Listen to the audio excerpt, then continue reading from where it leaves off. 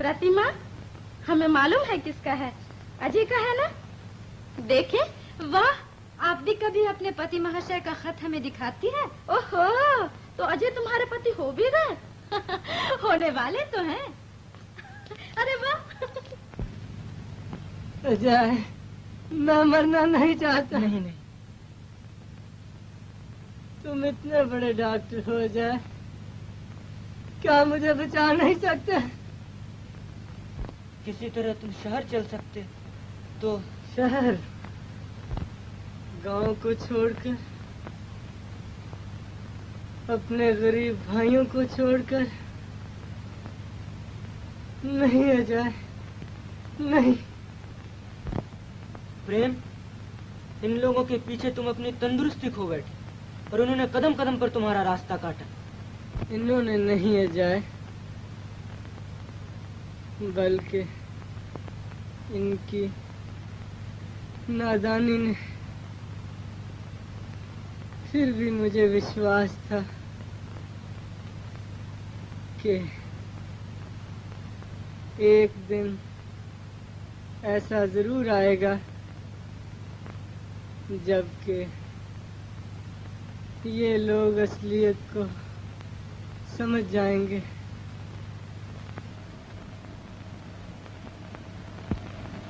काश कुछ दिन और जिंदा रहता।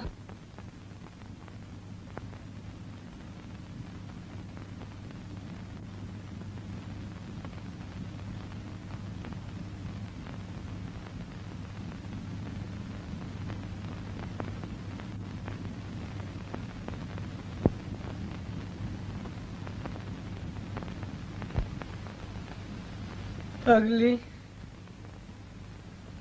ले, मैं तो चला। अच्छा, तो मैं न जाऊंगी? गांव में एक भी पागल न रहेगा तो काम कैसे चलेगा? ठीक है, अभी बहुत काम बाकी है। ये कौन? मेरे दोस्त। तुम्हारे दोस्त? पागल का दोस्त, पागल। चलो फिर 2 के 2 हो जाएंगे।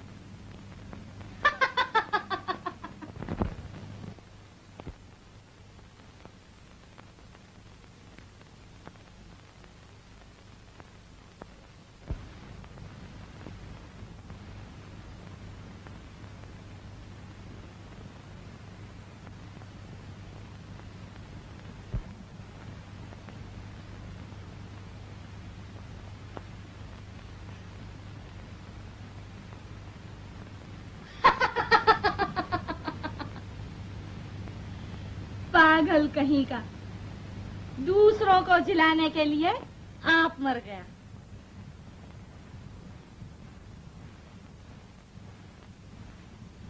हैं? पर गुरु और राजा तो कभी मरते ही नहीं।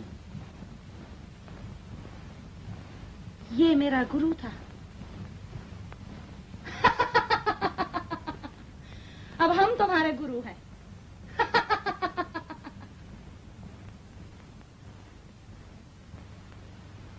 बोलो, पागल बनोगे? माँ की सेवा करोगे?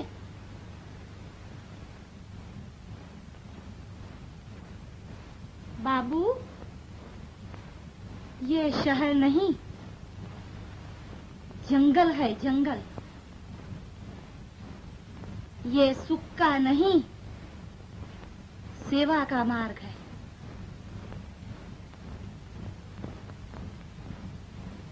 यहाँ कांटों पर चलना होगा, पत्थरों पर सोना होगा, भूख लगने पर हृदय के टुकड़े खाने होंगे, प्यास लगने पर लहू के घूंट पीने होंगे। बोलो, माँ की सेवा करोगे?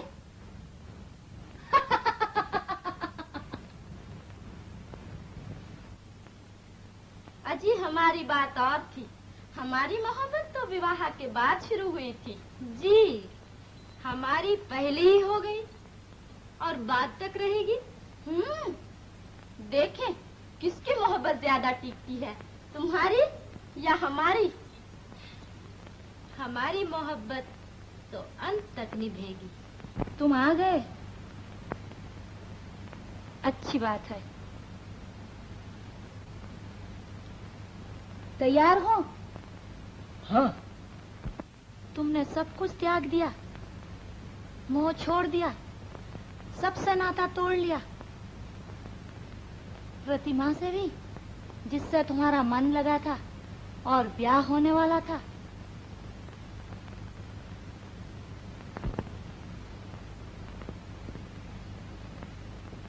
मैंने रिश्ता तोड़ दिया। और चाह भी छोड़ दी। चाह जीते जी नहीं जाती। जीते जी? तो तुम जीना चाहते हो? यहाँ तो मरने वाला चाहिए। जाओ उसी के पास लौट जाओ। मेरा खत, मेरा खत।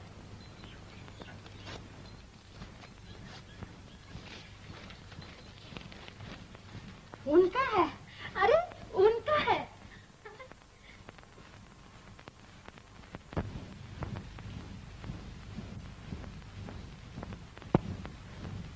एक हफ्ते में इलाहाबाद से वापस आ जाएंगे।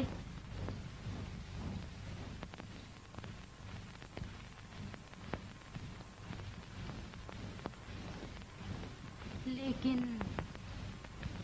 वो अब ना आएंगे।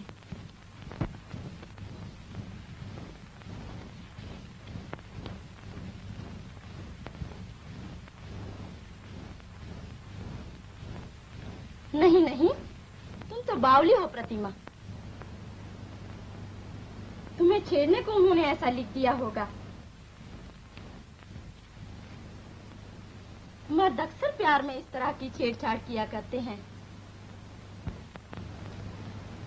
मुझे को जो अक्सर लिख भेजते हैं कि अब उन्हें मेरी परवाह नहीं, क्योंकि उनकी आंख किसी और से लड़ गई है। और मैं भी लिख देती हूँ, जी खूब हुआ, आंख फूटी पीर गई। अजय ने तुम्हें कुछ लिखा है? जी हाँ। क्या आपको भी? हाँ। बाजी कही का ग्राम सुधार, ये गोया देश सेवा और विवाह में दुश्मनी है। ये उसकी चाल है। दरअसल वो किसी औरत के जाल में फंस गया है और इस बहाने से रिश्ता तोड़ना चाहता है। नहीं पिताजी, बहाना नहीं, सच है। वो दरअसल गांव के कठिन जीवन से मुझे बचाना चाहते हैं। तुम नहीं जानती। जानती हूँ पिताजी, वो मुझे कभी धोखा न देंगे।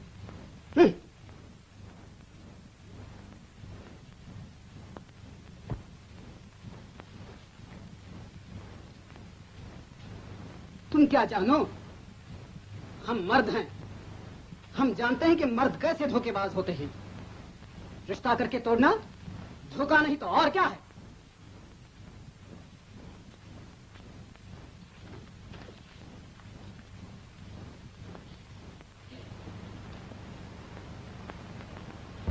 इस मार्ग से लौटा नहीं जाता। ये सच है कि मैं प्रतिमा से प्रेम करता हूँ और उसे नहीं भूल सकता। लेकिन यह भी सच है कि मैं गांव माता के चरणों में जीवन अर्पण करने की सच्ची चाह लेकर आया हूँ और कदम पीछे न हटाऊंगा। अच्छा, तो आओ देखें।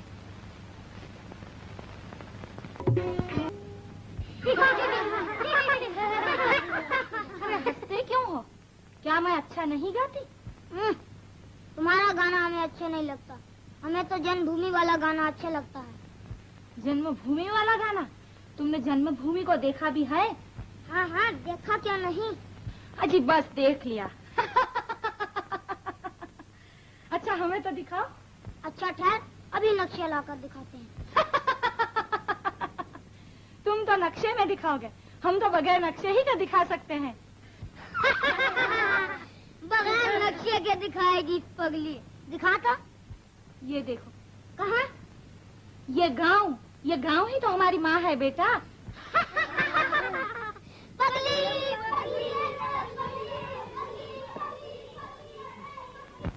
पिताजी, मुझे उनके पास जाने दीजिए। मैं उन्हें ये दिखाना चाहती हूँ कि गांव का जीवन मेरे लिए कठिन नहीं। बच्ची न बनो प्रतिमा। अजय झूठा, धोखेबाज और मक्कार है। परमात्मा का शुक्र है कि विवाह होने से पहले ही उसका पाजीपन मालूम हो गया। जाओ, उसे भूल जाओ। पिताजी, आप उनके साथ अन्याय कर रहे हैं। उन्होंने सिर्फ मेरे सुख की खातिर ये फैसला किया, और इससे उनके दिल को कितना दुख हुआ होगा मैं ही जानती हूँ। मुझे एक दफा उनके पास हो तो आने दीजिए।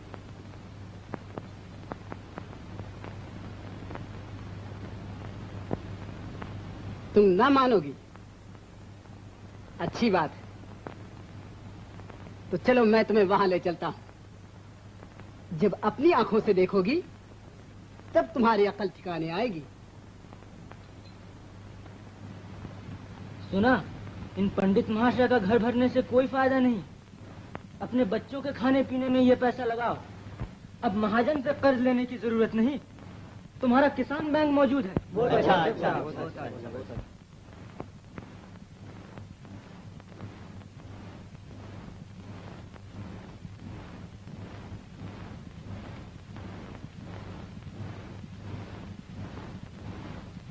तुम विष्णु कविराज की बात पर ध्यान न दो।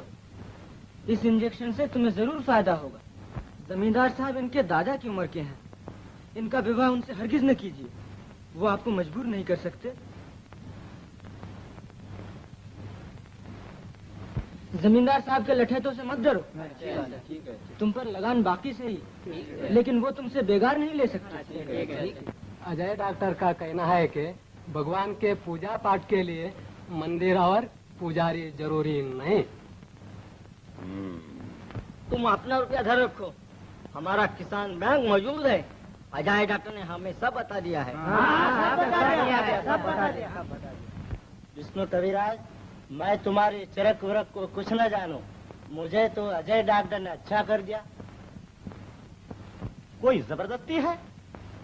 जाओ, जमींदार साहब को कह दो ये विवाह नहीं होगा। अजय डॉक्टर कन्या के लिए वर खोजेंगे। हम पर जमींदार साहब का लगान बाकी सही, पर वो हमसे बेगार नहीं ले सकते। भगवान भला करे अजय डॉक्टर का, क्यों जी? ठीक है।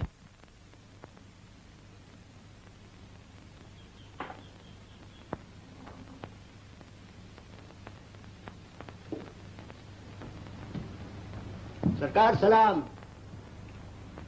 सरकार, घास काटने में कोई नहीं आता। अजय डॉक्टर ने सबको बहका दिया। क्या तुम माल खा खा कर मस्त हो रहे हो नमक हरामो? तुमसे बेगारी नहीं लाए जाते? जाओ, जो आने से इनकार करे उसे मार मार कर बिछा दो।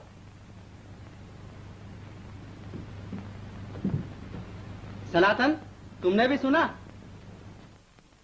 अजय डॉक्टर ने गांव वालों को बहकाकर हमारे काम से रोक दिया।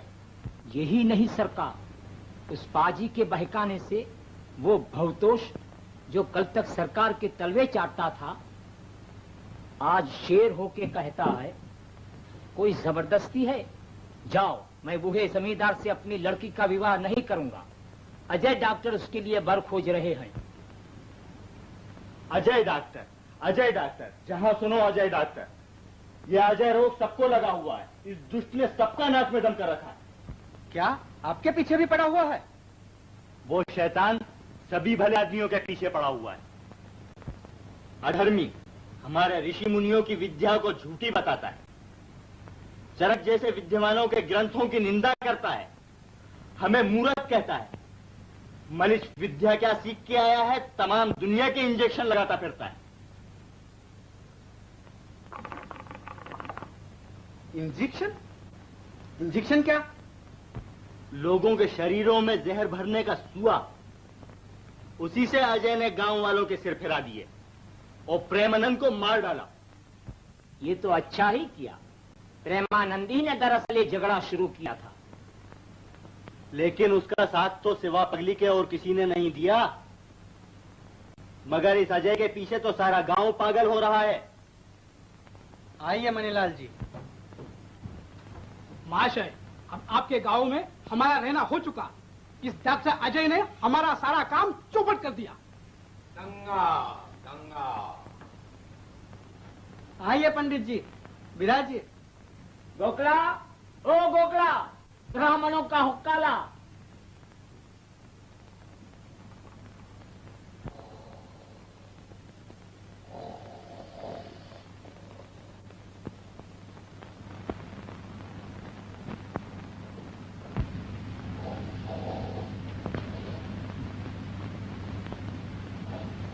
क्यों बे पाजी, तुझे सोने के लिए तनख्वाह मिलती है? नहीं सरकार, तो हुई। उठ, ब्राह्मणों का हुक्का ला। हाँ। ब्राह्मणों का, सुना? हाँ।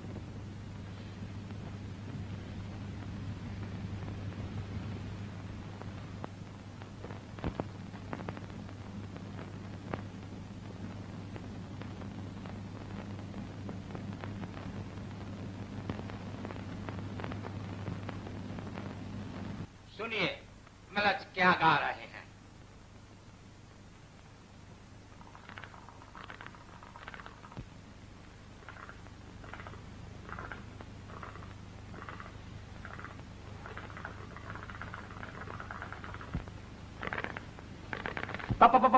पंडित जी, ये हुक्का। हुक्का क्या? अरे हाय हाय, हमारा धर्म नष्ट हो गया। काष्ठों का हुक्का पी लिया। गोकला, ओ गोकला के बच्चे, अधर्म हो गया, अधर्म हो गया। कायठों का हुक्का बामन ने पी लिया। शुक्र है परमात्मा का, मैं हुक्का नहीं पीता। मुझे बुलाया सरकार? अबे किसका हुक्का पंडित जी को लाकर दे दिया? पाजी। बामनों का सरकार। ब्राह्मणों के हुक्के में 2 कौड़ियां होती हैं गधे। ये तो कायस्तों का हुक्का है। पाजी नमक हराम। सरकार, गुलाम नया आदमी है, हमारे तरफ तो कौड़ियों का चलन है ही ना। तो मैं समझा कि जितनी ऊंची जात उतनी ज्यादा कौड़ी है। झूठ, बिल्कुल झूठ। तू हिंदू है और ये बात नहीं जानता। ये जरूर जानता था, लेकिन अजय डॉक्टर के बहकाने से इसने ऐसा किया। अजय मेरा धर्म नष्ट करना चाहता है, मुझे जात से निकालवाना चाहता है। राम राम, अब मैं क्या करूं? लीजिए, ये हरतकी मुंह में रख लीजिए और बस। चरक ने लिखा है हरतकी मुक्षोधकम। बड़े अफसोस की बात है कि हमारे यहाँ एक पंडित को कायस्थों का हुक्का पिलाया जाए। सनातन, हमारी लापरवाही से मामला बहुत बढ़ गया है। अब इसे रोकना चाहिए। सरकार के हुक्म की देर थी। मैं अभी जाके गांव वालों को अपनी तरफ तोड़ता हूं और अजय डॉक्टर को बतलाता हूं कि गांव का मालिक कौन है, वो या हम। चलो हम भी चलते हैं। आइए।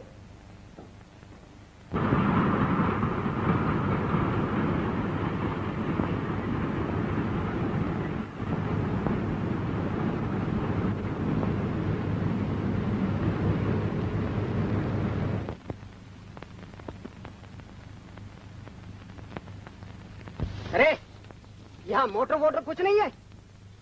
यहाँ तो सब बैलगाड़ियां हैं साहब। तो बस फैसला हुआ। चलो पहली गाड़ी से लोड चले। मैं बैलगाड़ी पर हरगिज न चढ़ूंगा। शी, जरा सोचो तो। यहाँ तक पहुँचकर अब कैसे वापस जा सकते हैं? चलिए पैदल ही चलें। पैदल? गांव कितनी दूर है जी? हम लोग वहां तक चल सकेंगे? गांव तो 1 कोस है साहब, पर रास्ता बड़ी खराब है। तुम न चल पाओगे साहब। तो हम चलेंगे भी नहीं। करुणा, किसी तरह पिताजी को समझाओ। चाचा जी, हम कभी बैलगाड़ी पर नहीं चढ़े। आइए देखें कैसा होता है। क्या अजब है, मोटर ही की तरह हो या उससे भी अच्छा। अच्छा होता तो शहर में मोटरों की जगह छकड़े चलते। मैं बैलगाड़ी में हरगिज न जाऊंगा। अच्छी बात है, तो आप यहीं स्टेशन पर आराम कीजिए, मैं प्रतिमा को लेकर जाती हूँ। और तुम्हें लेकर कौन जाएगा? तुम खो गई तो तुम्हारे ससुराल वालों को मैं क्या जवाब दूंगा? तब तो आपको भी चलना पड़ेगा। लेकिन हम तुम्हें ये बता देना चाहते हैं। पहले बैलगाड़ी में बैठ जाइए, तब बताइए। चाचा जी आइए।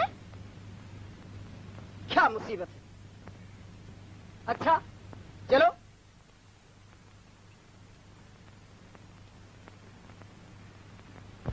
अगर हम लोग तुम्हारा काम करने लगे तो तुम्हारा पेट कैसे भरे, बोलो?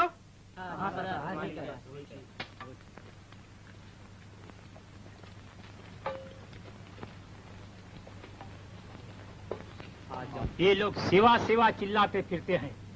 जानते भी हो इस सेवा की आड़ में क्या शिकार खिला जा रहा है?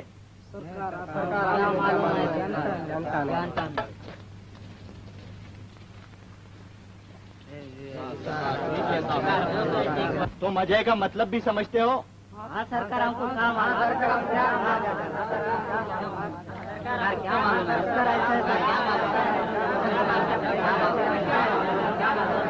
अब तो अजय डॉक्टर की चाल समझ में आ गई। हाँ सरकार, हम समझ में आए।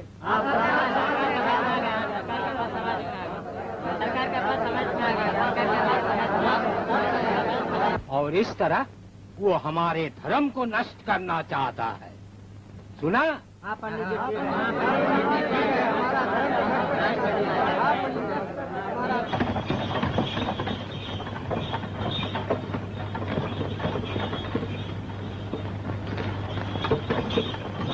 अरे अब गांव कितनी दूर है? आधी कोस। क्या कहा? कब से तू आध कोस बतला रहा है? ये तेरा आध कोस कब खत्म होगा? अजीब गांव की कोस है सरकार। खामोश। जहन्नम में जाए तू, तेरा गांव और गांव वाले। मैं चाचा जी तुम्हें हंसी सूझिए और मेरा जी जल रहा है। जिस कमबख्त ने इस गाड़ी को ईजाद किया उसे फांसी की सजा होनी चाहिए। उफ, मेरी हड्डियां टूटी जाती हैं। गांव तक पहुंचते पहुंचते एक भी हड्डी साबित न रहेगी।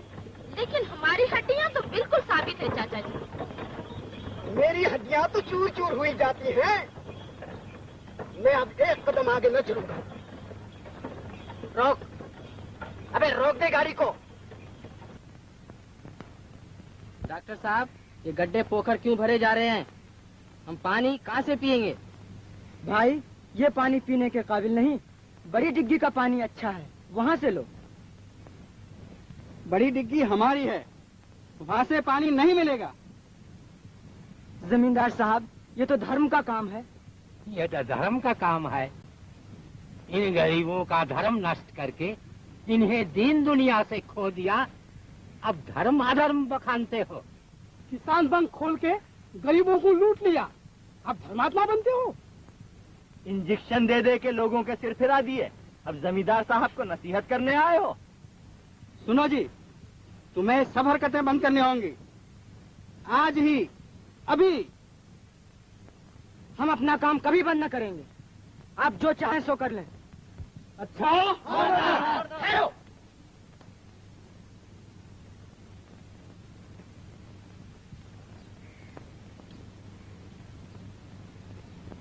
सुनिए, खबरदार!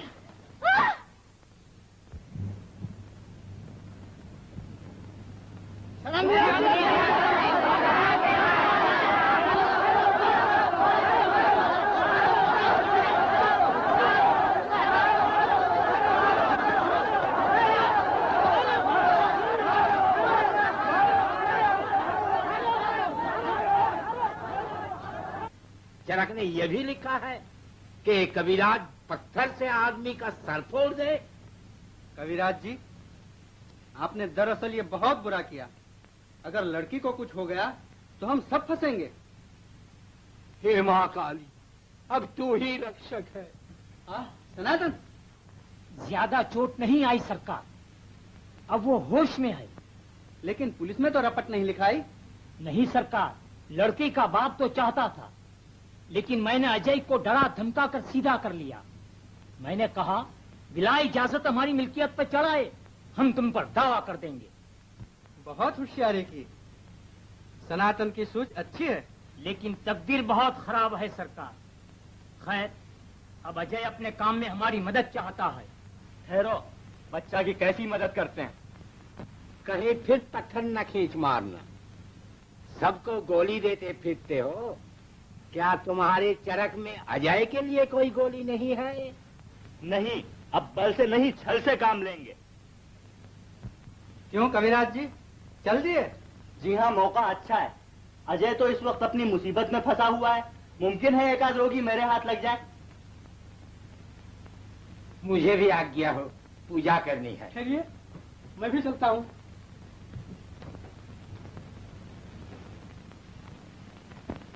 क्या आपको डर था कि मेरी वजह से आपके काम में बाधा पड़ेगी? मुझे सिर्फ तुम्हारे आराम और तंदुरुस्ती का ख्याल था। स्त्री से बढ़कर पति का और कोई जीवन साथी नहीं, इसीलिए स्त्री को सहधर्मिणी कहते हैं। तो क्या तुम्हें डर था कि मेरी लड़की तुम्हारी सच्ची सहधर्मिणी न हो सकेगी? कभी नहीं। तब तो ठीक है, मैं अभी जाके विवाह का इंतजाम करता हूँ। लेकिन मैं विवाह न करने का अहद कर चुका हूँ और दूसरों से भी वचन ले चुका हूँ। अब किस तरह? अजीज ज़बानी जमा खर्च से क्या होता है? उस वक्त गलती कर बैठे, अब संभल गए। नहीं पिताजी, प्रण तोड़ना पाप होगा। मैं अपने कारण ऐसा न होने दूंगी। अजय, औरों की तरह मुझे भी इस पवित्र काम में अपना साथी बना लो।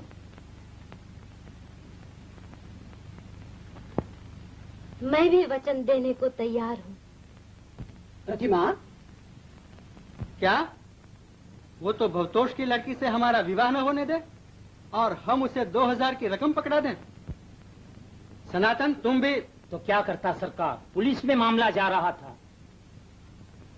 ये लूट है, सरासर लूट। तो और क्या, अजय लुटेरा नहीं तो और क्या है।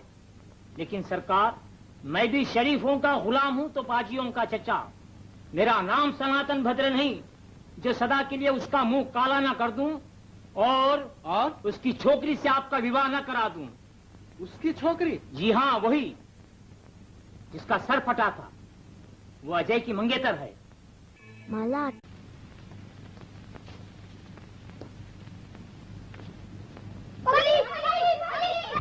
आपने प्रतिमा को तो चेली बना लिया, और मेरी बाबत क्या फैसला किया?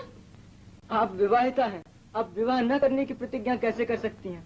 अच्छा, तो अगर मैं ये प्रण करूं कि अब आइंदा विवाह न करूंगी तो?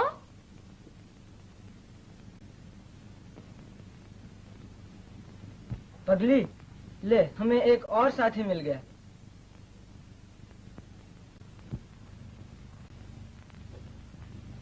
अच्छा, तो तू भी पगली हो गई? तरकीब सुनिए, पहले तो अजय को फांसा जाए। वो इस तरह कि जो 2000 रुपया देने के लिए उससे वादा किया है वो तो अभी दे देना चाहिए, ताकि उससे हम पर विश्वास हो जाए। इसके बाद उसको आपसे मिलने के लिए यहाँ बुलाया जाए और आप 2000 और... क्या 2000 और? ये सब तो वापस मिल जाएगा सरकार। कैसे? क्या दान भी वापस मांगा जा सकता है? मांगने की जरूरत ही न पड़ेगी सरकार। अजय को 2000 के नोट देंगे। जैसे ही वो उन्हें लेकर यहाँ से जाएगा, हम फौरन पुलिस को इत्तला देकर उसे पकड़वा देंगे। इसके बाद?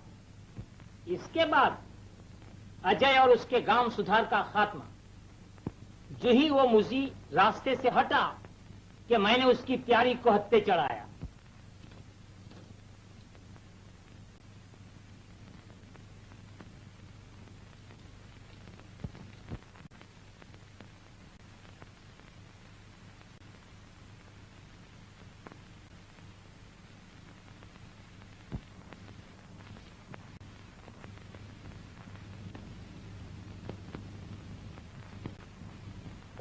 अरे पंडित जी और कबीराज जी, आप यहाँ हैं? मैं तो समझता था कि आप लोग जजमानों और रोगियों की घाट में कहीं घूम रहे होंगे।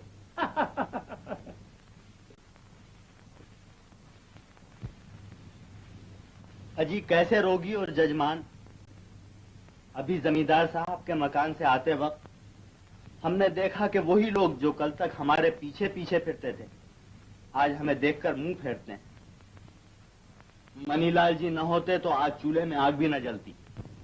यही हाल हमारा भी है भैया। मनीलाल जी ने कृपा कर दी, नहीं तो मुझे यही चिंता खाई जाती थी कि खाली हाथ पंडित आइन के सामने कैसे जाऊंगा। हाँ जी, उनके खाने पीने के दिन हैं, रोज फरमाइशें होती होंगी। आज मिठाई लाओ, आज साड़ी, आज झांझन है। लेकिन लाए कहाँ से? जब आपने भवतोष की लड़की से जमींदार साहब का विवाह तय किया था तो हमने सोचा था कि चलो विवाह में जो कुछ मिलेगा उससे पंडित आइन का चाव पूरा कर देंगे, लेकिन वो भी न हुआ। हम भी आस लगाए बैठे थे कि विवाह के लिए भवतोष जरूर रुपया लेगा और हम करारा सूद मारेंगे, मगर हमारे हाथ भी दोनों तरफ से कुछ न कुछ जरूर लगता। लेकिन घबराओ मत, जमींदार साहब का विवाह जरूर होगा। किसके साथ? कब? हाँ जी, कब, किसके साथ? सब्र करो, सब मालूम हो जाएगा। मुझ पर भरोसा रखो। जरूर, तुम्हारे सिवा और हमारा है कौन? तुम ना होते तो ब्राह्मणों और पंडितों का गांव में रहना कठिन था। और क्या, सनातन जी न होते तो हम लोगों का भी वही हाल होता जो दूसरे गांव में ब्राह्मणों, वेदों और महाजनों का है। वहाँ किसान तो किसान, जमींदार लोग भी नई बातों में पढ़कर पुरानी बातों को छोड़ रहे हैं। अभी उस दिन जब मैं सुनार गांव गया तो मुझे मालूम हुआ कि खुद जिम्मेदार ने अपने रुपए से वहां एक अस्पताल बनवाया है और उसमें अजय डॉक्टर जैसा एक छोकरा रख छोड़ा है जो इसी की तरह गांव भर के इंजेक्शन लगाता फिरता है। और वहाँ तुमने किसान बंग भी देखा? मुझे अच्छी तरह मालूम है कि उस बंग में भी जमींदारी का रुपया लगा हुआ है। और ब्राह्मणों का क्या हाल है भैया? वही जो वेदों और महाजनों का है।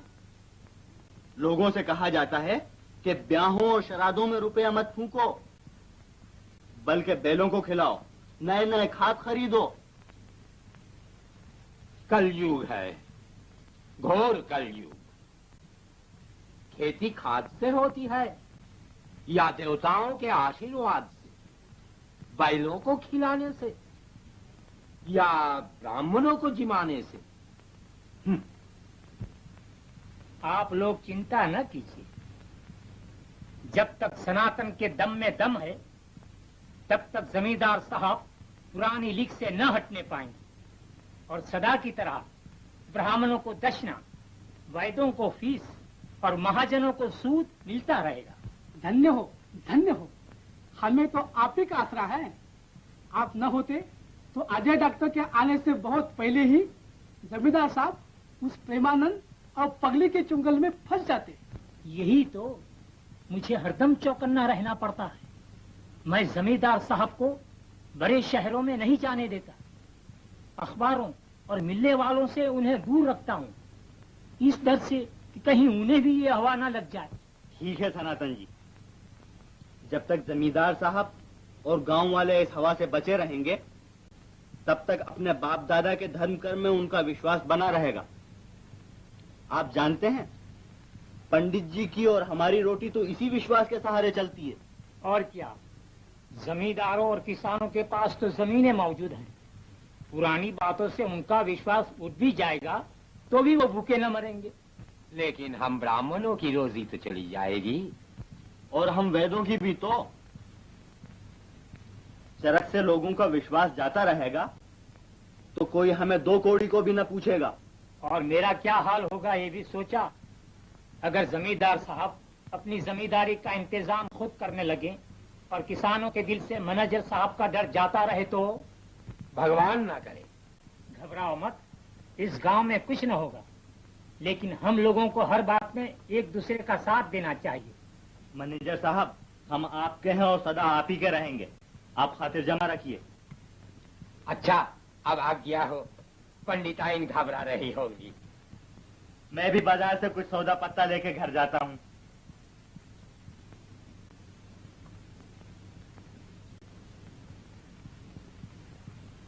सनातन जी, और कुछ करो सो करो, पर जमींदार साहब को किसान बैंक न खुलने देना। मुझे इस बात का ख्याल न होता तो तुम्हारे यहाँ जमींदार साहब का खाता क्यों खुलवाता? अरे यार, उस गरीब को तुमने चूस डाला, उस बेचारे को तुम्हारे सामने हर वक्त हाथ फैलाना पड़ता है। लेकिन अब तो मुद्दत से लेन देन बंद है। क्यों? पिछले ही हफ्ते जो रुपया लिया था। खैर, लाओ जमींदार साहब के नाम 2000 रुपया उधार दो।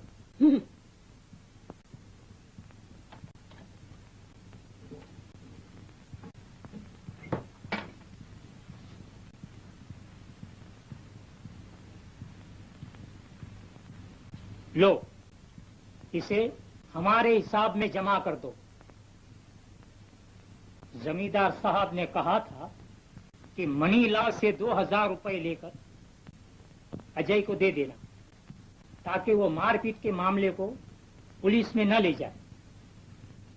ये वही रुपए हैं, समझे? अब तो खुश हो। आज किसी अच्छे काम को देखकर उठे थे।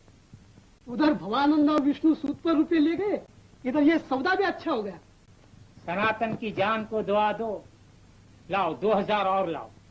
वही वाह, जय गोपाल की, जय गोपाल की। लेकिन ये रकम नोटों में चाहिए, बड़े नोटों में, समझे? अब जितनी जल्दी हो सके जमींदार के पास पहुंचा दो। जमींदार साहब के पास बड़े नोटों की ऐसी क्या जरूरत आन पड़ी? अब क्यों चेरा मत करो, फौरन भेज दो। सुना? फिक्र न करो।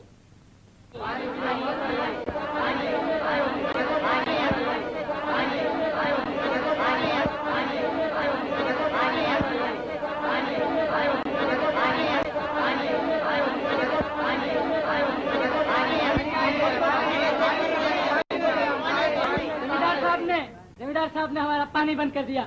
हम प्यास से मर रहे हैं, तुम्हारे कारण हम पे ये विपदा आई।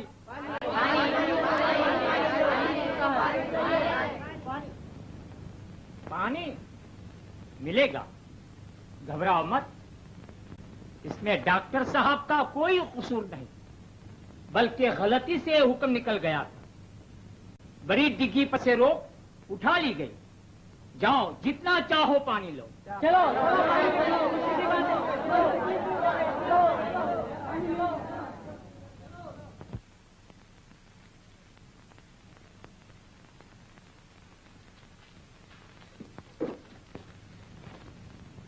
मुझे अफसोस है, आपको खामखा दिख होना पड़ा।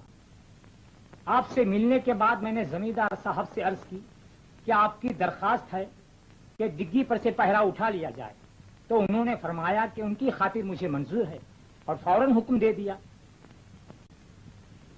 इस कृपा के लिए मैं उन्हें धन्यवाद देता हूँ, और आपको भी। मैं किस काबिल हूँ? खैर, आप जानते हैं, अनजान में भूल चूक तो हो ही जाती है। अगर आज मैं आपसे न मिलता तो मुझे क्या पता चलता कि आपका उपदेश क्या है, और आप दूसरों की भलाई के लिए कितनी तकलीफ उठा रहे हैं।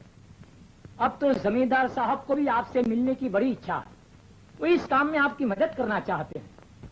बड़े सौभाग्य की बात है, मुझे उनसे मिलकर बहुत खुशी होगी। वो भी बहुत खुश होंगे, और मैं भी।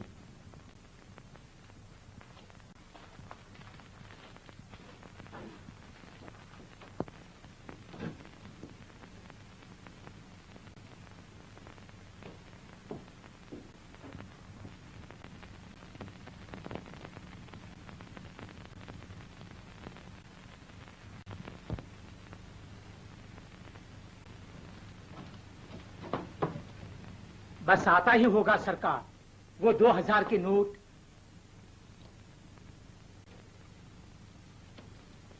ये है। लाइए, नंबर लिख लो।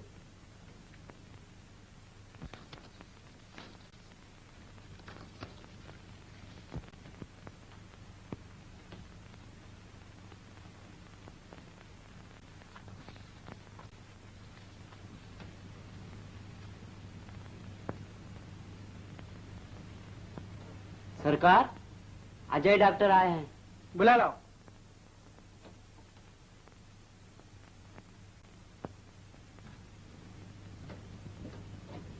गोखला हुक्का लाओ।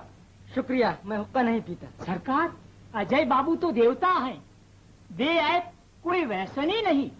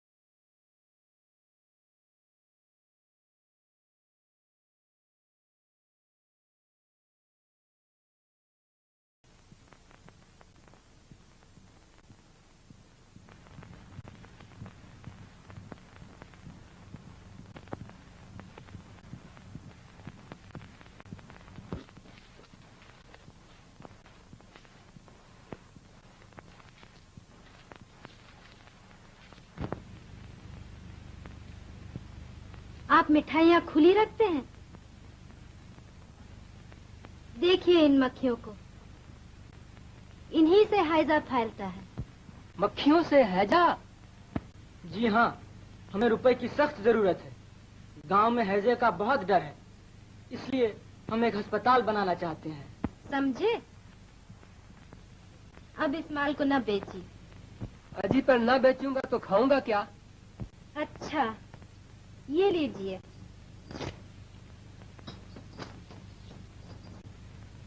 अब इस माल को न बेचिए।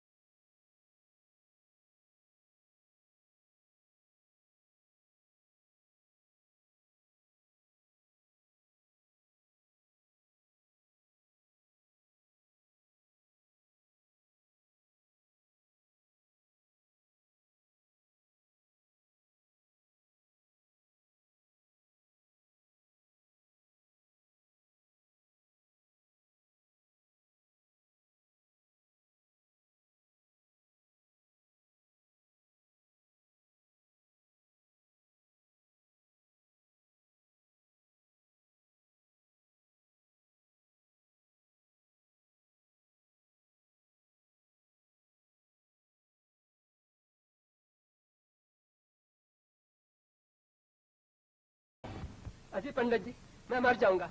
ये माल न बेचने का मैं वचन दे चुका हूँ। तो बेचने को कौन कहता है? ब्राह्मण का पैसा लेगा, पापी। पंडित जी, लाता है या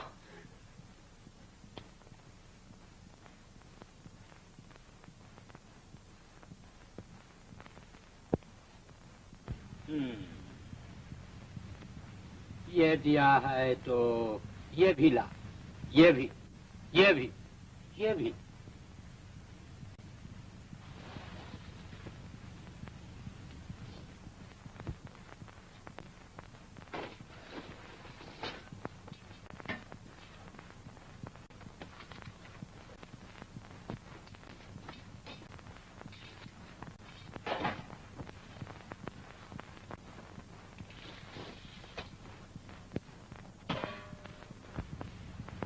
भोजन दिया है तो ला, दक्षिणा भी दे। दक्षिणा पंडित जी? हाँ, दक्षिणा। दक्षिणा के बिना ब्राह्मण भोजन का पुण्य तुझे कैसे मिलेगा? ला।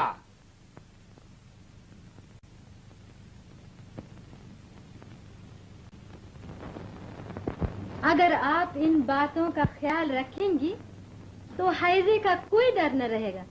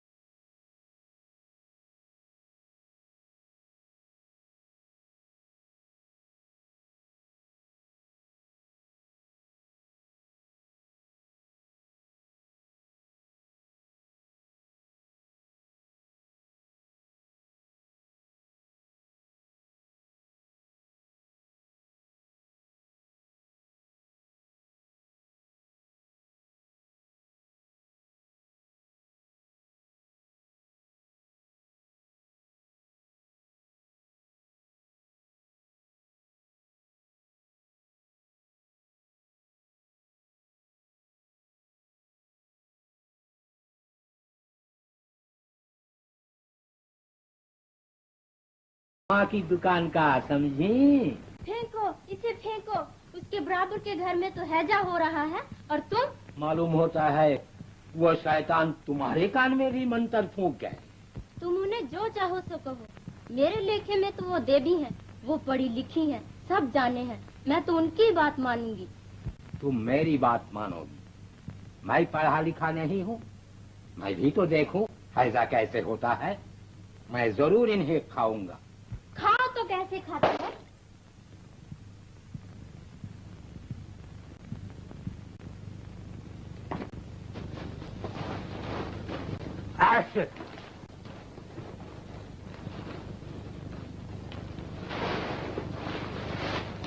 इस मेहरबानी के लिए मैं आपको धन्यवाद देता हूँ और जाकर ये खुशखबरी गांव वालों को सुनाता हूँ। मैं हर भले काम में मदद देने को तैयार हूँ, लेकिन उस वक्त जबकि उसकी भलाई बुराई मुझे बतला दी जाए। जरूर। आपके इन विचारों को सुनकर काम करने वालों का दिल और भी बढ़ जाएगा। धन्यवाद।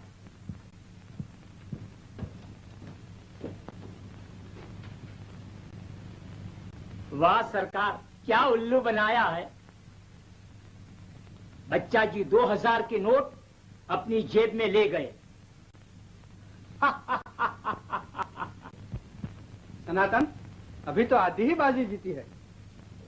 जिस दिन वो लड़की हाथ आ जाए उस दिन समझो। सरकार, जब अजय जैसी मच्छी जाल में फंस गई तो उस छोकरी की क्या विसार। अच्छा, अब थाने जाकर अजय के खिलाफ चोरी की रपट लिखा दूं। जाओ, जल्दी करो। आइए पंडित जी। क्या बात है पंडित जी? बात क्या है महाशय, आपके कल्याण के लिए कल व्रत रखा था। आज जब फलहार करने बैठे तो अजय के कारण रंग में भंग हो गया। कैसे?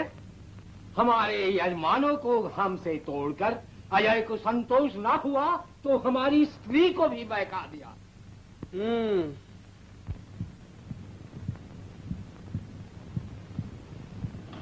नोटों के नंबर?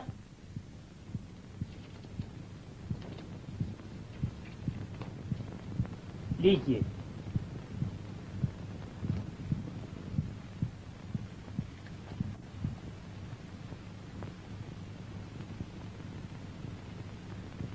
कहिए, सनातन ने कैसी चाल चली है? अब अजय से कम 2 साल के लिए छुटकारा मिल जाएगा। ठीक है, सीधी उंगली से घी नहीं निकलता।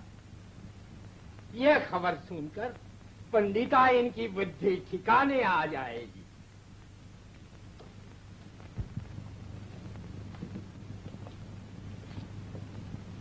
अच्छी बात है। डॉक्टर अजय अभी मकान ही पर होंगे, पहले वहीं जाकर देखते हैं।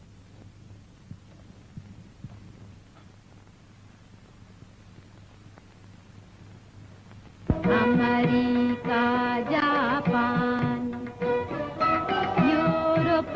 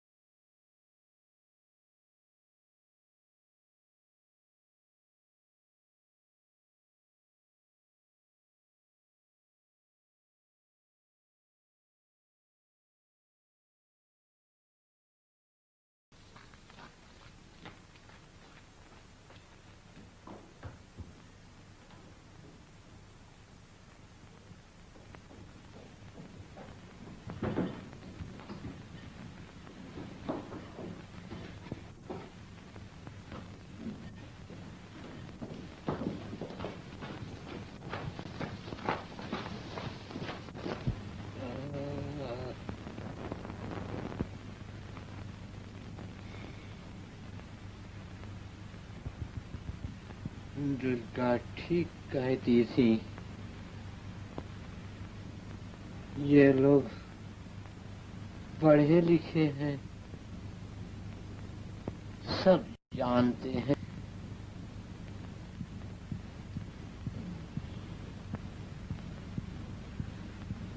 मैंने उनका कहना क्यों न माना?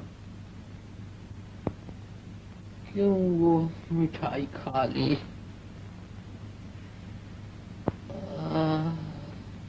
मैं यहीं पर हूँ। तुम जाकर पंडित भवानंद के मकान से डॉक्टर अजय को बुला लाओ। जाओ।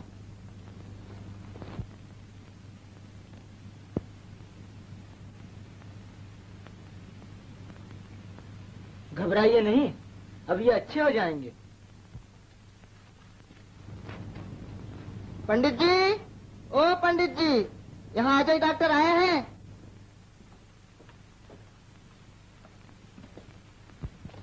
चलिए, आपको दरोगा जी बुलाते हैं। अच्छा, आप घबराइए मत। जब तक डॉक्टर अजय ना आ जाएंगे मैं मकान की तलाशी न लूंगा।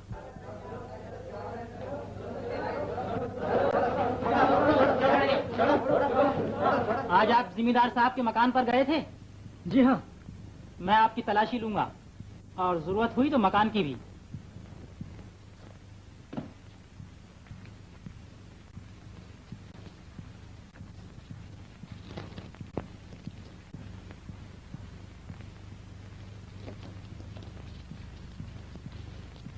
पूरे 2000 और नंबर भी वही। ये रकम जमींदार साहब ने गांव में अस्पताल बनाने के लिए मुझे दी है। इस बात को आप अदालत में साबित कीजिए। डॉक्टर अजय, मैं आपको चोरी के शुबे में गिरफ्तार करता हूँ। अजय, करुणा। घबराओ मत, मैं अभी जाकर अजय को अपनी जमानत पर छुड़ाता हूँ।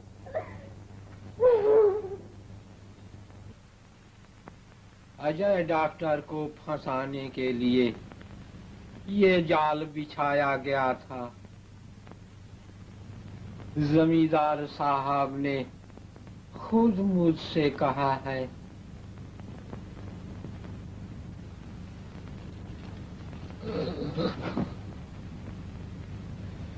मुझसे तो उठा नहीं जाता। तुम जाके सबसे कह दो अजय डॉक्टर निर्दोष हैं। मैंने अपने चेले को चोरी का आदेश तो कभी नहीं दिया। उन्होंने चोरी नहीं की। यह सब झूठ है, धोखा है। तब है सच्चे का बोल वाला, झूठे का मुंह काला। चलो स्टेशन चलो, यहाँ मुझे कोई नहीं जानता। कलकत्ते से वकील लाएंगे। गाड़ी का वक्त हो गया, चलो करुणा प्रतिमा। नहीं पिताजी, हाँ? मैं उनके काम को जारी रखूंगी। मैं यहीं रहूंगी। अकेली? दुश्मनों में कैसे रहोगी? जैसे ये पगली रहती है वैसे वो पगली रहेगी। चाचा जी, प्रतिमा इसी हालत में अजय को छोड़कर न जाएगी। आप जाइए, मैं इसके पास हूँ और वकील को लेकर जल्द वापस आइएगा। अच्छी बात है, मैं अकेला ही जाता हूँ। कुछ सामान तो लेते जाइए। नहीं नहीं, वक्त नहीं है। देखो, प्रतिमा को कभी अकेली न छोड़ना। नहीं, आप चिंता न कीजिए और जल्द वापस आइएगा चाचा जी। हाँ हाँ।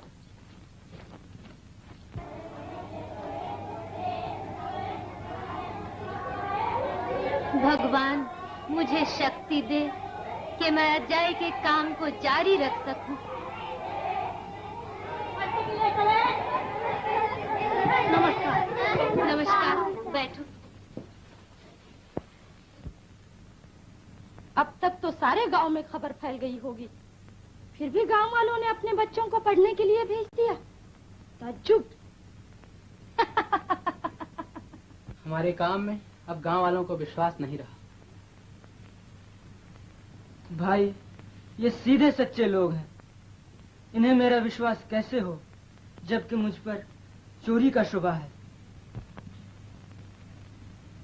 तुम गोली, तुम मंगे, तुम बामन, तुम ठाकुर, तुम मुसलमान, तुम जुला, तुम हिंदू। अच्छा, ये तो बताओ हमारी जन्मभूमि कौन सी है? हिंदुस्तान। ठीक। अच्छा, जिसने हमें जन्म दिया वो हमारी कौन हुई? माँ। तो हमारी जन्मभूमि हमारी माँ है ना? हाँ, माँ।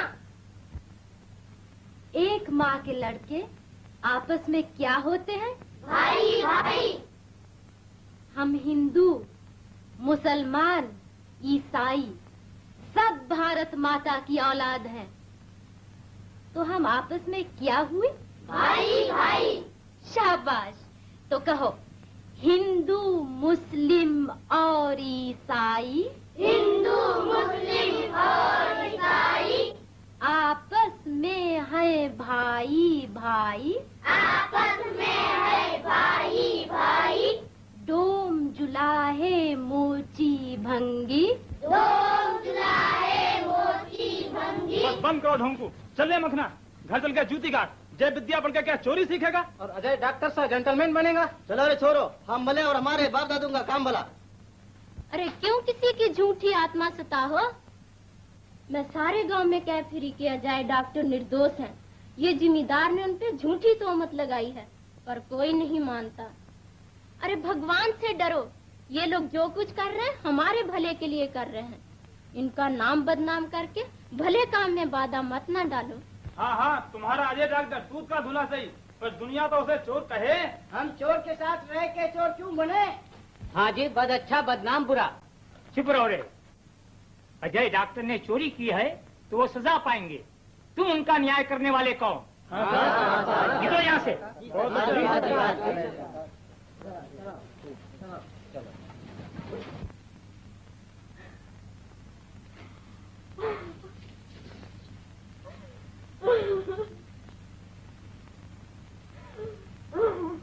रोती है?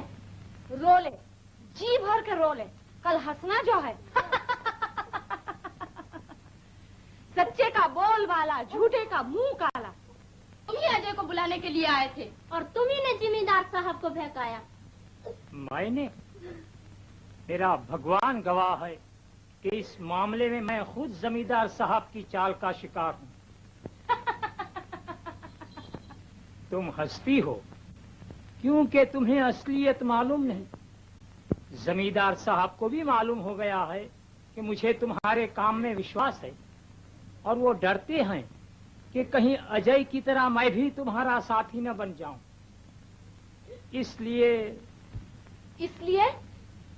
इसलिए उन्होंने एक ही बार में दोनों को ठिकाने लगा दिया। उधर अजय के जेल जाने का सामान हो गया, इधर मैं आपकी नजरों में धोखेबाज साबित हो गया। तुम यकीन नहीं करती, तुम्हारी मर्जी, लेकिन मैं अपनी आत्मा की शांति के लिए उस पाप का जो मैंने जमींदार के हुक्म से अनजान में किया जरूर प्रायश्चित करूंगा। आप प्रायश्चित करेंगे? जरूर। मैं डॉक्टर साहब को छुड़ाकर आपके पास लाऊंगा। इसके लिए चाहे मुझे जेल ही क्यों न जाना पड़े। मैं जानता हूं जमींदार और गांव वाले मुझे कभी न बख्शेंगे। खैर, मगर आप डॉक्टर साहब को लेकर गांव से जरूर चली जाइएगा। लेकिन अजय तो यहाँ से कभी न जाएंगे। वो अपने काम को कभी न छोड़ेंगे। काम अब यहाँ क्या होगा? आपने गांव वालों के तेवर नहीं देखे? वो उन्हें हरगिज काम न करने देंगे। ये तो अजय के लिए जेल से भी बदतर होगा। जब तक जमींदार साहब अपनी जबान से सच बात जाहिर न करेंगे, तब तक गांव वाले अजय को चोर और धोखेबाजी समझते रहेंगे।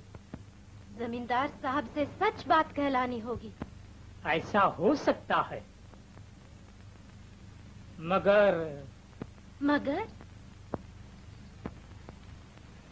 इसके लिए आपको कलेजा पत्थर का बनाना होगा, महान बलिदान करना होगा।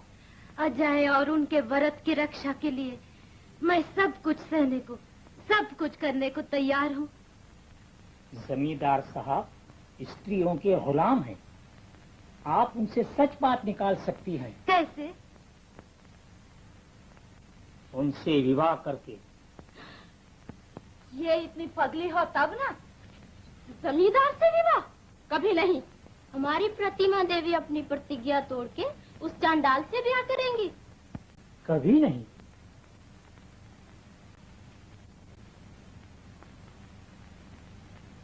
इसीलिए तो कहता हूँ, मैं डॉक्टर साहब को छुड़ा लाता हूँ, आप उन्हें यहाँ से ले जाइए। मैं जमींदार साहब से विवाह करूंगी।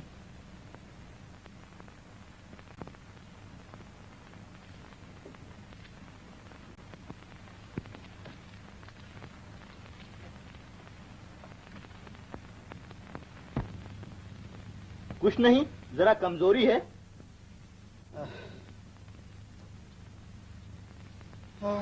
लीजिए, ये गोली खा लीजिए। क्या कहूं कविराज जी, चिंता पर चिंता, आफत पर आफत आ रही है। देखिए, पंडित जी भी मेरे खिलाफ हो गए। महाशय, वो तो बेपैंदी के लोटे हैं। अजय ने कहा तुम्हें हैजा है, वो मान गए हाँ हैजा है, और हैजे का नाम नहीं। उन्हें तो ये भी विश्वास है कि अगर अजय ना होता तो उनकी जान भी न बचती। लेकिन मैंने उनका क्या बिगाड़ा है, जो सबसे कहते फिरते हैं कि जमींदार ने अजय पर झूठा इल्जाम लगाया। जमींदार ने अजय पर। पंडित जी कभी ऐसे ब्याह में पंडिताई ना करेंगे। कोई सच्चा बामन ना करेगा। ये ब्याह थोड़ा ही है, अधर्म है। सनातन या तो झूठा है या बेवकूफ। जब तक अजय अदालत में निर्दोष साबित न हो जाएंगे, पुलिस उन्हें हरगिज न छोड़ेगी।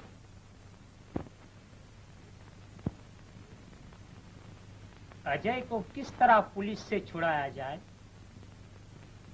किस तरह? क्यों जी, जो कोई और चोरी को अपने सिर पे ले ले तो धन्ना रुपए के लोग से तय हो जाएगा। वो कई दफा जेल की हवा खा भी चुका है। तरकीब तो अच्छी है, लेकिन भैया, धन्ना के चुराए नोट अजय की जेब में कैसे पहुंचे? कैसे पहुंचे?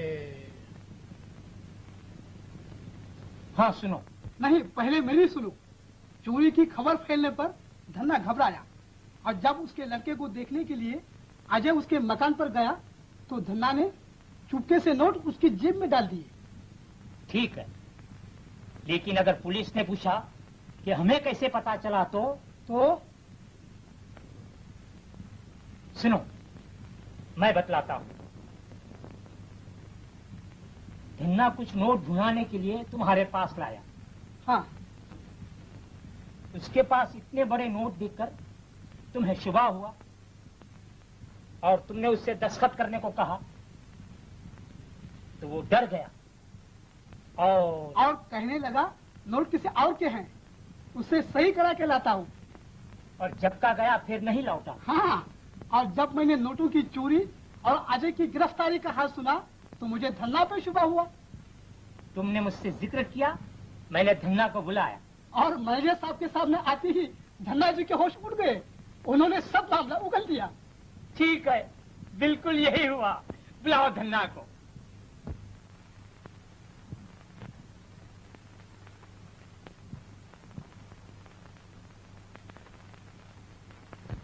अच्छा, तुम धन्ना को ले जाकर हवालात में बंद कर दो और तुम जाकर डॉक्टर अजय को रिहा कर दो। इजाजत हो तो हम भी डॉक्टर साहब से मिलने और जमींदार साहब की तरफ से माफी मांग लें। जाइए, शौक से जाइए।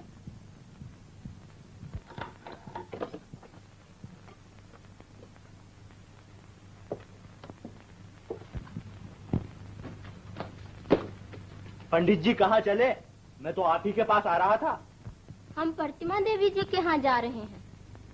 जिमीदार साहब आपको बुलाते हैं।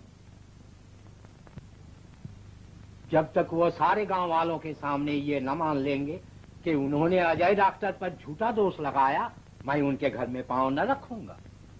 झूठा दोष? अजय के इंजेक्शनों ने तुम्हारा सर भी फिरा दिया है। अजय?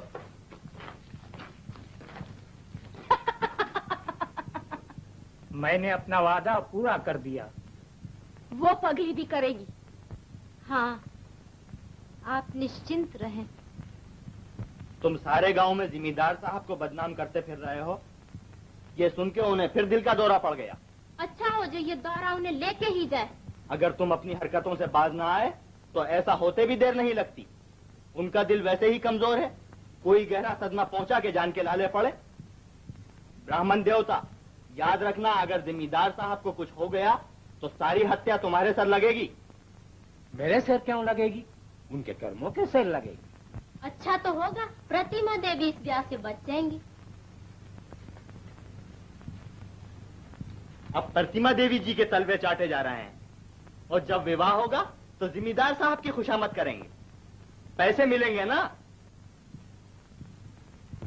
अजय, ये मैं नहीं देख सकती कि जिसे लोगों ने देवता की तरह पूजा, अब उसे वो पत्थर की तरह ठुकराए। प्रतिमा, अजय, मैं तुम्हें फिर तुम्हारे सिंहासन पर बिठाऊंगी। इसके लिए मुझे जो कुछ भी करना पड़े मैं करूंगी। क्या ये सच है कि प्रतिमा देवी जमींदार साहब से विवाह कर रही है? लो, एक और आ गए। जी हाँ, कर रही हैं।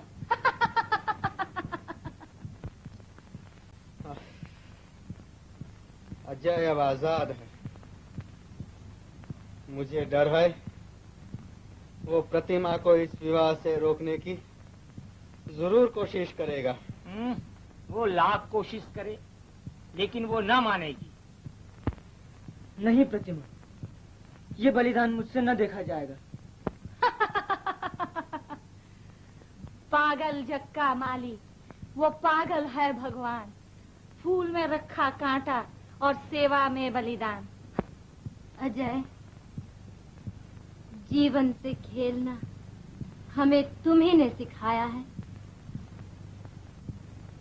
ये बलिदान तो कुछ भी नहीं। हमसे देश को इससे भी महान बलिदान की आशा है। सरकार, इस विवाह में देर न होनी चाहिए। लेकिन लड़की का पिता तो बाहर गया हुआ है। कन्यादान कौन करेगा?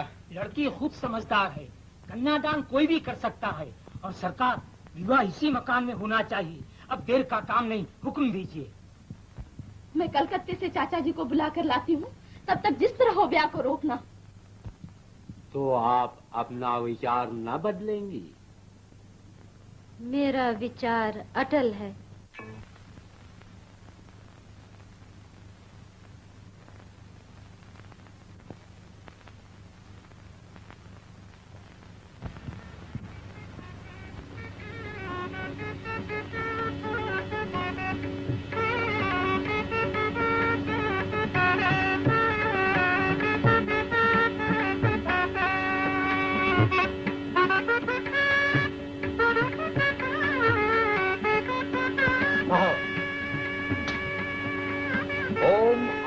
यज्ञ आदि के कामों में, होम और यज्ञ आदि के कामों में मैं आपकी सहायता करूंगी। मैं आपकी सहायता करूंगी।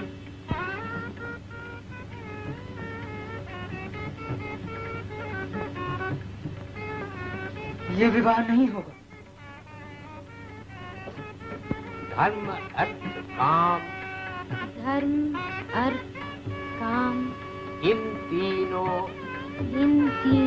पुरुषार्थ के कार्यों में,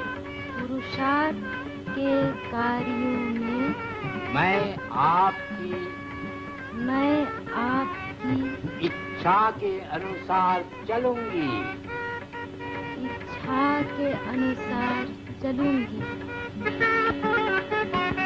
देव, ब्राह्मण और अग्नि की साखें,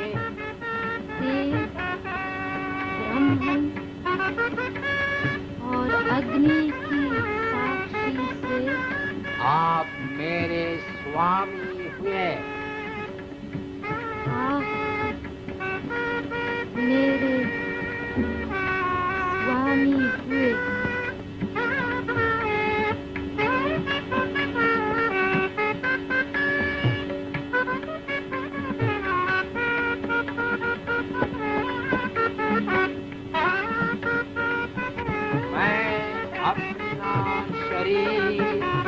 आपको अर्पण करती हूँ। नहीं, नहीं,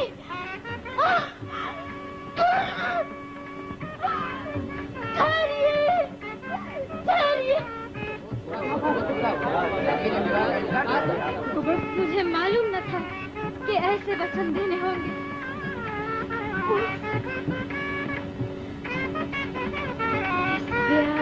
का विचार करना भी पाप है, महापाप।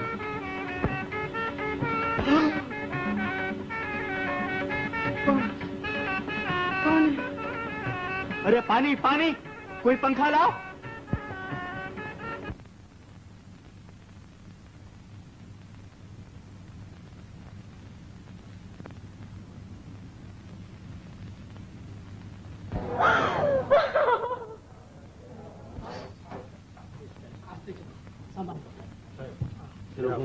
ऐसा घुमाइए।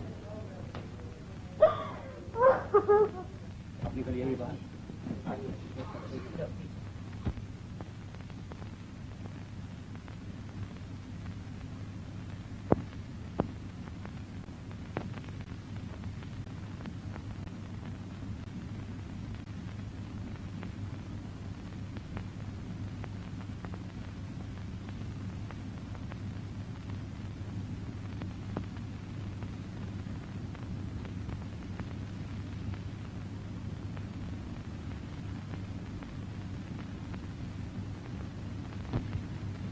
भगवान,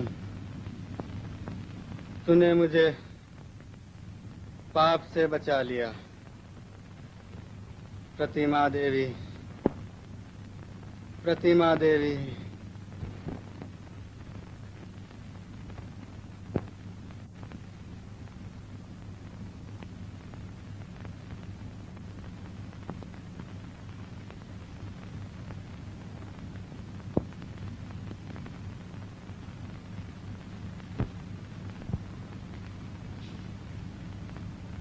जमींदार साहब आपको बुलाते हैं। जमींदार साहब आपसे कुछ कहना चाहते हैं। चलिए।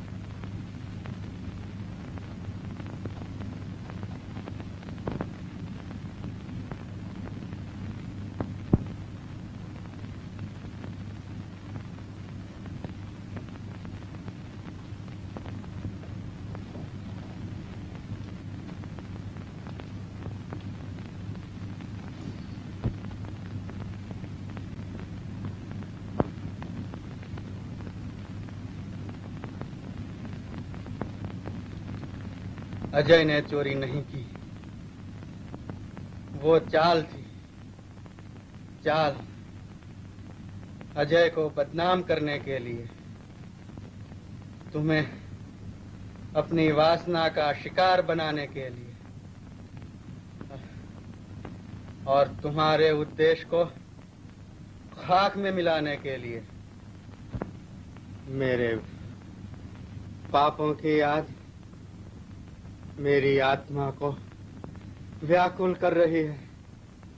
आह देवी, क्षमा, मुझे क्षमा करो। आह, मैं मर रहा हूँ। भगवान ने हम सबको पाप से बचा दिया। अजय, अजय डॉक्टर को बुलाओ। जब तक वो भी मुझे क्षमा न करेंगे, मैं शांति से न मर सकूंगा।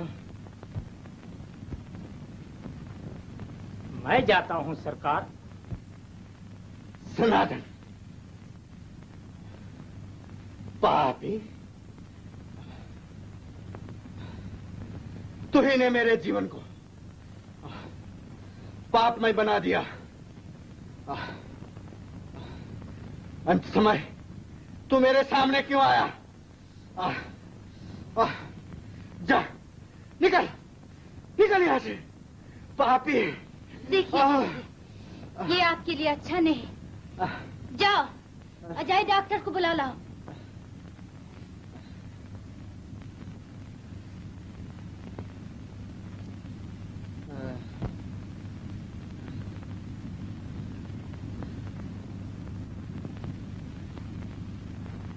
पंडित जी, मेरा आखिरी वसीयतनामा लिखिए।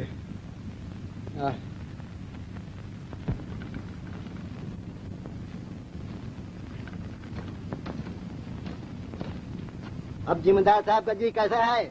हम क्या जाने, अजय डॉक्टर से पूछो। अजय डॉक्टर, जरा पढ़िए, क्या लिखा? ये मेरा आखिरी वसीयतनामा है। मैं अपनी कुल जायदाद का मालिको वारिस प्रतिमा देवी और अजय चंद्र घोष को बनाता हूँ।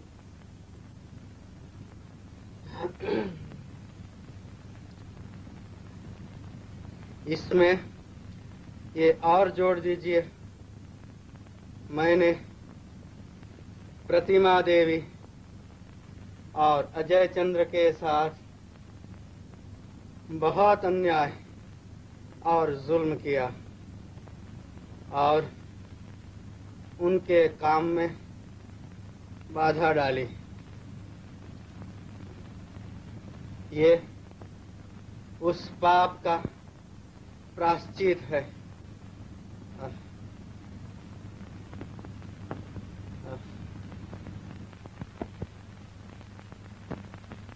ये वसीयतनामा नहीं, एक पागल की बकवास है। मधु जमींदार साहब का भतीजा और वारिस है। उसी को कानूनन ये कुल जायदाद मिलनी चाहिए, इसी को मिलेगी। हाँ जी, न मिली तो हम तो कहीं किधर है। अपनी जायदाद तो वो शराब, कबाब और नाच रंग में पहले ही फूंक चुका। हमने जो हजारों रुपए उसे दिए हैं वो तो इसी जायदाद पर दिए हैं।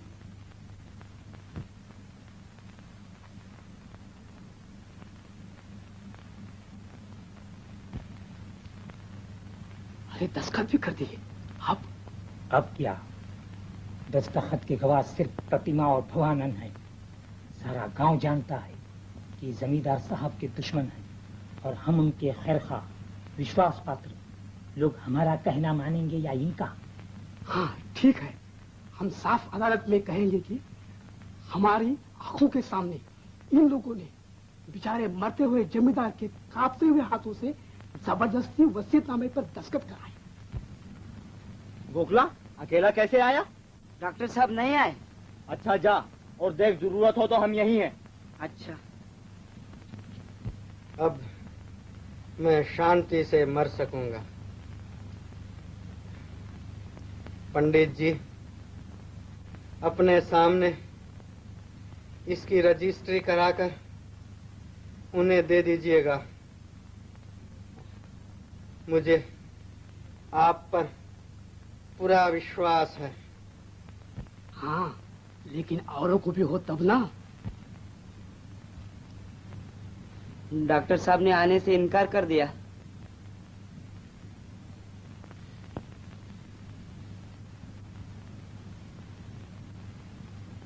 अब मधु को बुला कर लाना चाहिए, देर का काम नहीं। मगर वो शराबी हमारे कहने से आएगा? आएगा नहीं तो लाया जाएगा, और तुम्हें भी मेरे साथ चलना होगा, मधु के हाथ के सब रुख के लेकर।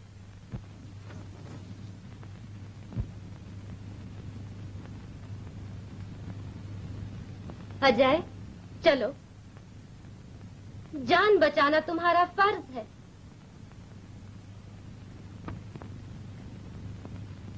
ऐसे पापी की जान बचाना पाप है। नहीं नहीं अजय, तुम्हें किसी के पाप पुण्य से क्या गरज? तुम डॉक्टर हो, तुम्हें अपना फर्ज अदा करना चाहिए। चलो।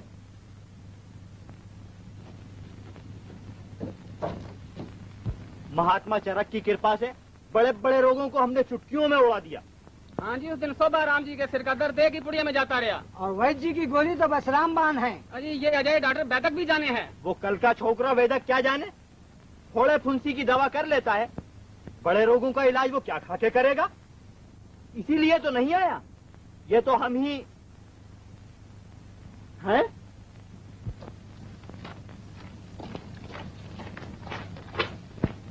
बस अब जिम्मेदार साहब की खैर नहीं।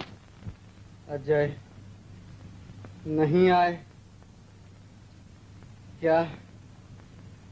वो मुझ पापी को क्षमा न करेंगे?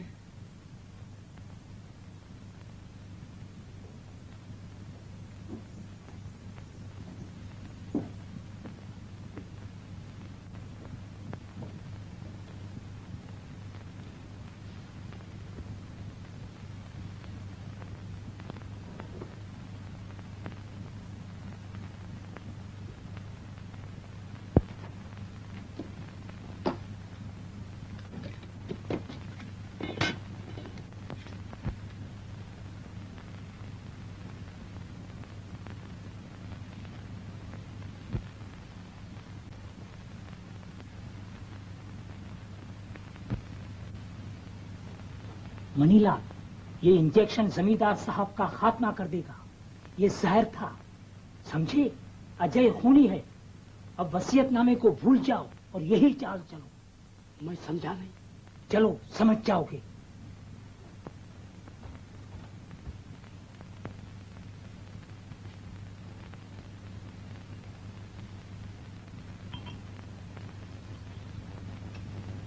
ये लीजिए मधु बाबू, और फिर न मांगिए। क्यों? कलाल पैसे मांगता है। तो दे दो। हूँ तब न। उस रोज मणिलाल ने जो 500 रुपए भेजे थे। 505 रोज चल गए, और क्या चलती? न चले तो न सही, और आ जाएंगे। तुम फिक्र क्यों करती हो? मधु बाबू, आप इतने बड़े जमींदार के भतीजे हैं, फिर भी आपके पास शराब तक को पैसे नहीं।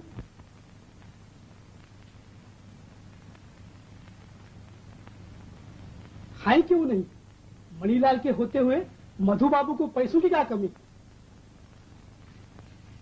ये लो, जितनी शराब चाहो मंगाओ, जाओ।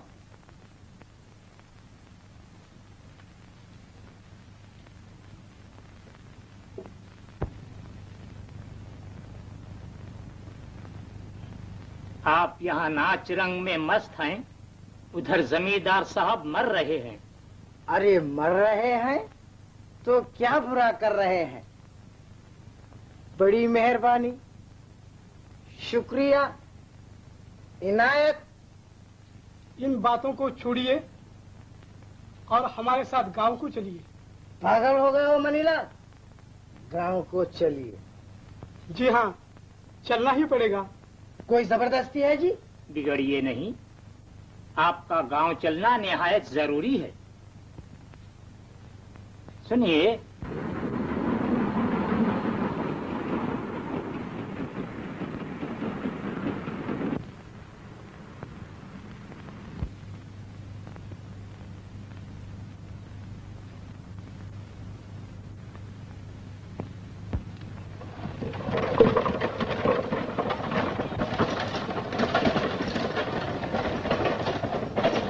चूहों के मारने की दवा? जमींदार साहब के यहाँ एक पुराना नौकर था। हाँ। भला सा ही नाम है। वो कहता था कि संख्या से चूहे तुरंत मर जाते हैं। संख्या? सरकार, संख्या से चूहा तो क्या, हाथी भी मर जाए। और आप जानते हैं, संख्या बहुत बुरा जहर है। अरे तो भाई, कोई आदमी को थोड़े ही खिलाना है, हमें तो चूहों के लिए चाहिए। बहुत अच्छा।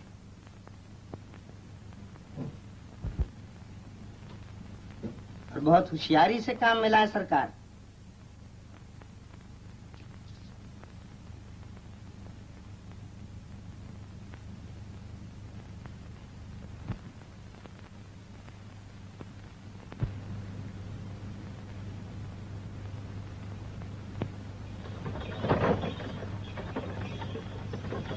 हम तीनों का साथ साथ मकान में जाना अच्छा नहीं, लोगों को शक होगा। आप सदर दरवाजे से जाइए, हम पिछले दरवाजे से आते हैं। घबराइए नहीं, हम आपके पास ही रहेंगे, लेकिन छुपे छुपे।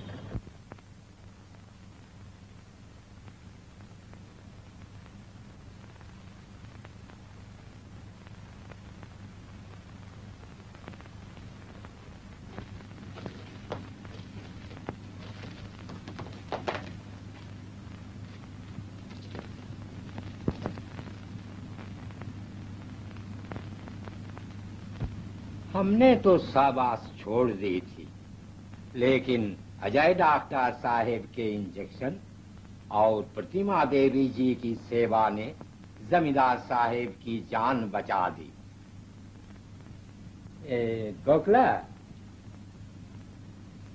जाओ तुम जमींदार साहब के पास रहो और प्रतिमा देवी को थोड़ी देर के लिए यहाँ भेज दो।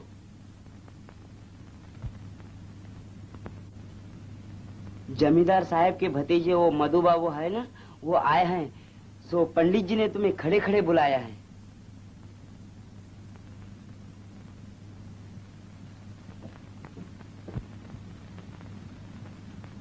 चाल तो जल्दी दिखाई देती है। हमारी चाल है।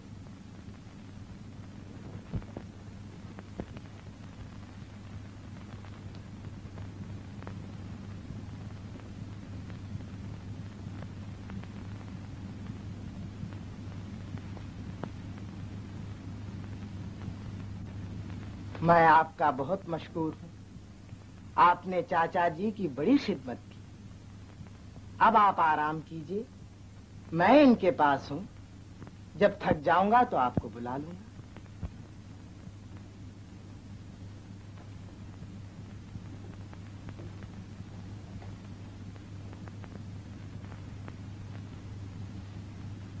बोलो मत, काम 35 हो रहा है।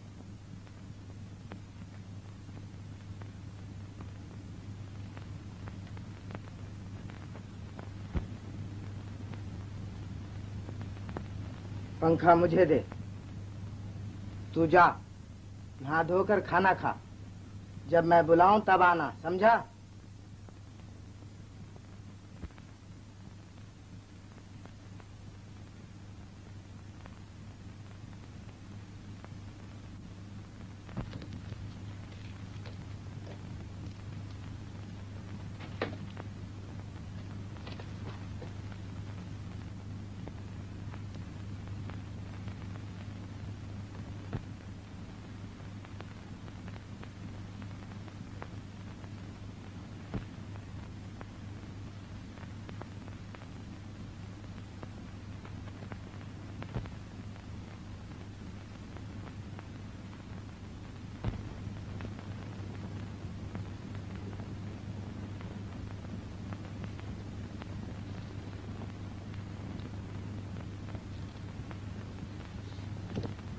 मौका मिलते ही इसे पानी में मिलाकर देर न कीजिए। अच्छा, हम जाते हैं। कहाँ जाते हो? नहीं नहीं, यहीं ठहरो।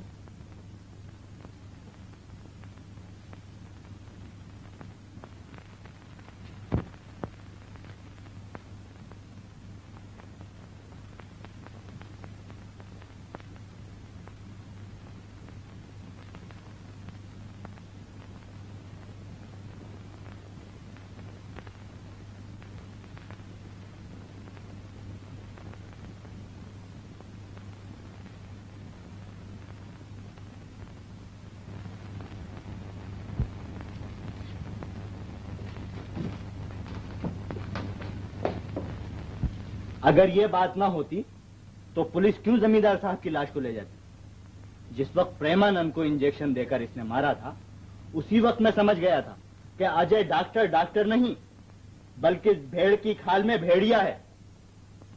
मैं कहता हूं कि इसने और प्रतिमा ने मिलकर जमींदार साहब को मारा है। जब ये इलाज के लिए बुलाया गया था, तभी मेरा माथा ठनका था कि अब जमींदार साहब की खैर नहीं। मगर देख लेना जो मेरा कहना सना निकले। ताज्जुब है, जिस वक्त मैंने उन्हें देखा था उनकी हालत पहले से जरूर अच्छी थी। लाश को पुलिस क्यों ले गई?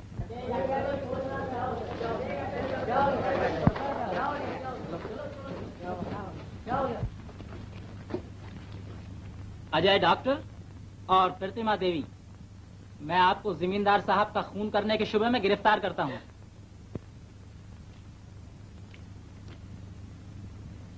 चलिए।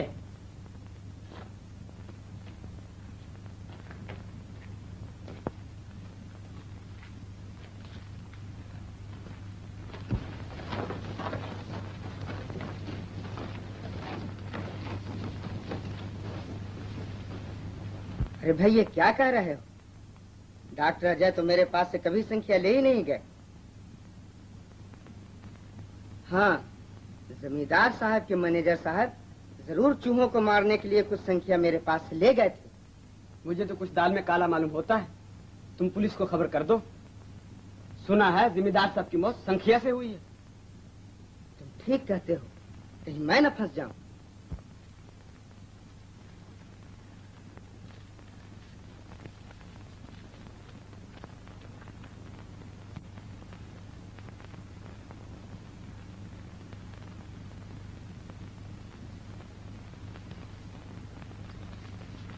प्रतिमा, अजय गिरफ्तार खून के जुर्म में।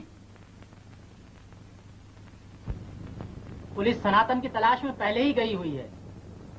नोटों की चोरी के मामले में पुलिस को धोखा देकर समझता होगा कि बच जाऊंगा, लेकिन अब पता चलेगा। आपकी रिपोर्ट से जाहिर है कि जमींदार साहब के खून के मामले में भी उसका हाथ जरूर है। हुजूर, सनातन घर पर नहीं है, मधु बाबू के साथ शहर वाली कोठी पर गए। शहर वाली कोठी श्रीपुर के थाने में है। अच्छा, उसकी गिरफ्तारी के लिए वहां के दारोगा जी को खत लिखते हैं, फौरन ले जाकर उन्हें दे दो। असामी की शनाख्त के लिए आपको भी साथ जाना होगा। बहुत अच्छा।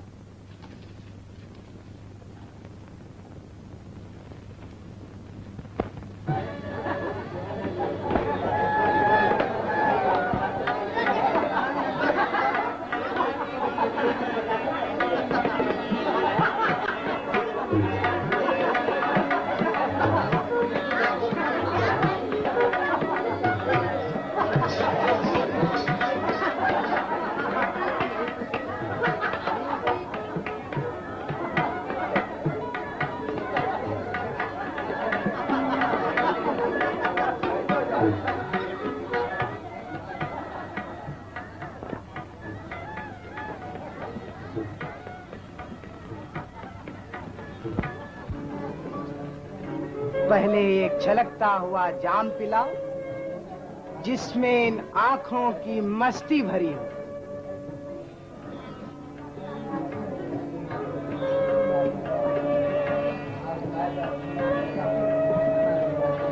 लीजिए लीजिए। बस और क्या सारी जमींदारी की मालकिन बनोगी? क्यों नहीं, ये ना बनेंगी तो और कौन बनेगा। बस रहने दीजिए इन कोरी बातों को। जाइए, हम आपसे नहीं बोलते।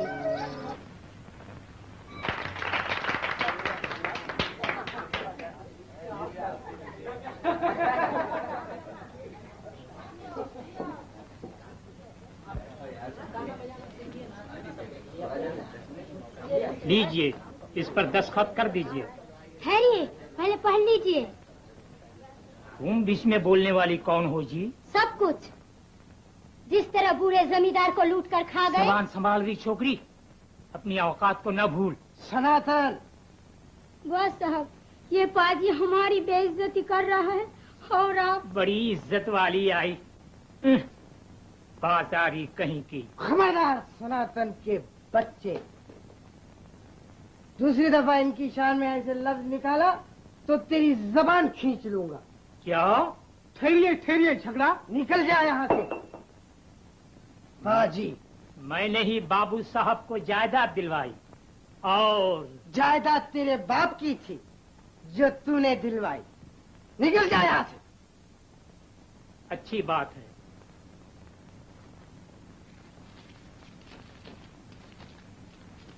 इस प्रोमोट के 25,000 बाएं हाथ से इधर रख दो, वरना क्या? फांसी। फांसी? हाँ, फांसी। फांसी तो ले फांसी।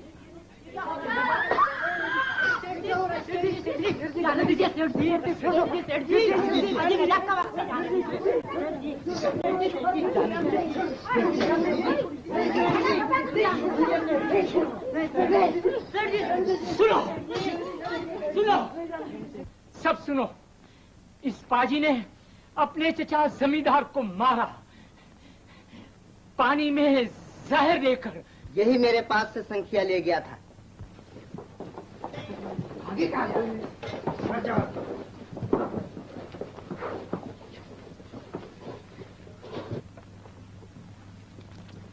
हुजूर, पुलिस मुल्जिमान के खिलाफ मुकदमा नहीं चलाना चाहती। असली मुल्जिम गिरफ्तार हो गए। उन्होंने अपने जुर्म को कबूल कर लिया।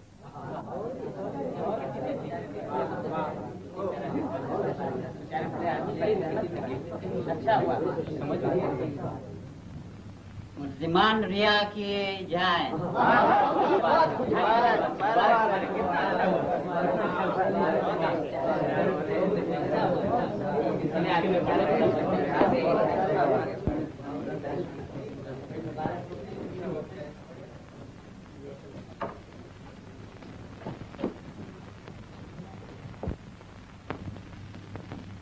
सच्चे का बोल वाला, झूठे का मुंह काला।